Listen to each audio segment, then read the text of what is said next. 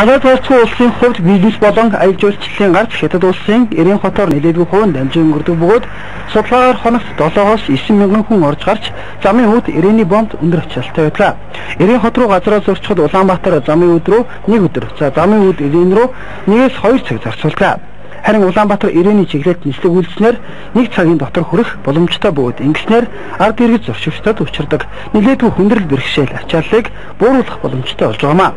Монголын Airlines Group цаашид Улаанбаатар Эрээн, Улаанбаатар чиглэлийн нислэгээ тогтмол хуваарийн дагуу явуулахаар төлөвлөн ажиллаж байгаа мэнэ.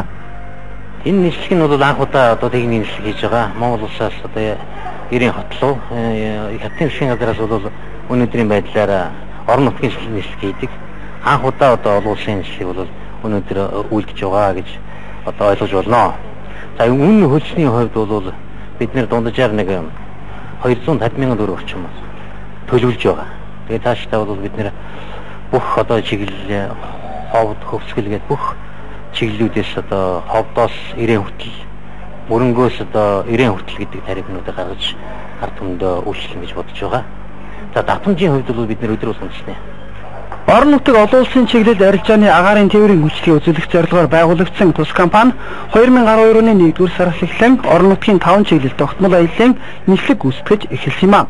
Мөн түүчлэн Токио, Чижүү, Хонконгийн чиглэлд шууд нислэг хийхээр төлөвлөд байгаа маань ямар ч өнөөдрөөс Улаанбаатар Эрээний чиглэлд агаарын шин зам нээж шууд нислэг хийдэг боллоо.